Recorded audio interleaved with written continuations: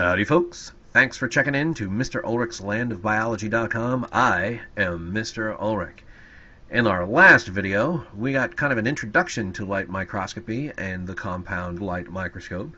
This video, we're going to be building on that material, talking a little bit more about microscopes, more specifically some of those optical effects, factors like field of view, resolving power, and depth of field. The first optical factor that we'll investigate is field of view. It is basically the amount of the specimen that you can see all at the same time. You can think of zooming in on, let's say, Google Maps. As you increase the magnification, the portion of the planet that you can see actually decreases, but you get to see more detail, but the surface area of the planet that you see decreases. It goes kind of like this. Here's Mount Rushmore from what looks like a distance, right? We have low magnification. As we get higher magnification, you see less of the mountain. Now we can only see the four presidents. And then to get really high magnification, all we can see is TR whispering sweet nothings into Honest Abe's ear. The lowest power objective with the lowest magnification has, obviously, the widest field of view.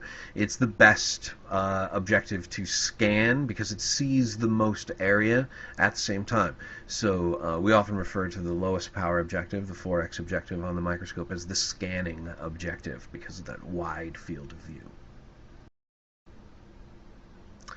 The next factor we should look at is resolving power. These days people have a little bit more experience with resolution and resolving power because of high definition TVs and computer monitors and cell phones and stuff like that.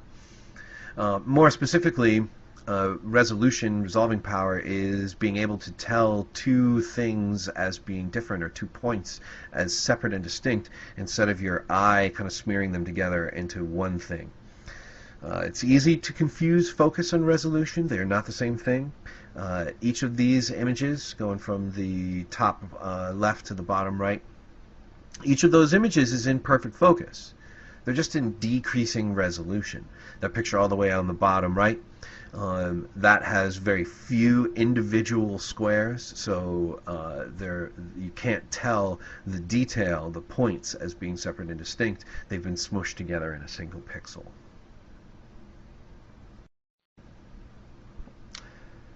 This is a painting by Impressionistic artist Paul Cézanne. The Impressionists took advantage of our eyes' kind of poor ability to tell 2 points as being separate and distinct. And instead of necessarily taking 2 different colors of paint and mixing them together, they would take those individual daubs of paint, put them next to one another, so that when you back away from it, your eye kind of smears them together into one color in a neat effect. Now, that's kind of cool when you back away from it and have your eye kind of smear them together. As you get closer and closer and magnify the image more and more, we can tell the 2 points as being separate and distinct to a point. Eventually, our optical lenses actually have a limit, so we can't just to infinity keep increasing magnification. The last optical characteristic that we'll take a look at here is depth of field. Depth of field is kind of the thickness of focus all at the same time. A little easier to show than it is to explain. This is a picture that has relatively shallow depth of field. The picture in the foreground and the bug there are in good focus, but the daisies just behind it are out of focus. So it's only kind of that plane of the flower and the bug that are in focus, and anything closer to the camera or further away is out of focus. Now, a deep depth of field has a very thick thickness, you know what I'm trying to say. The young woman in the front is in focus. You can see her tie-dyed shirt, and the building way in the back is also in focus. You can see the individual, you can make out the individual pictures. Heck, you can even see the clouds in the sky, and that's going to be like miles away. So this is a really deep depth of field. as you go from the scanning or low power objective to the high power objective, the depth of field actually decreases, so it gets a lot thinner, that slice of the specimen that you're focusing on.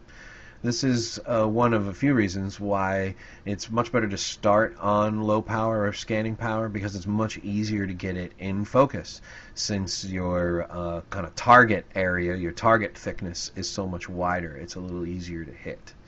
And then as you switch to higher magnification, you have to adjust the fine focus a little bit to get that in crisp focus. Well, we'll stop there for now. Thanks for checking in to MrUlrichLandofBiology.com. As always, you can send me an email there at my email address. Shoot me any feedback or questions or comments or concerns or quotes or whatever. And, of course, feel free to stop by at MrUlrichLandofBiology.com. Poke through there, grab some of the downloads of handouts and labs and assignments and all kinds of useful and useless information. Once again, thanks for stopping by. We'll see you in class.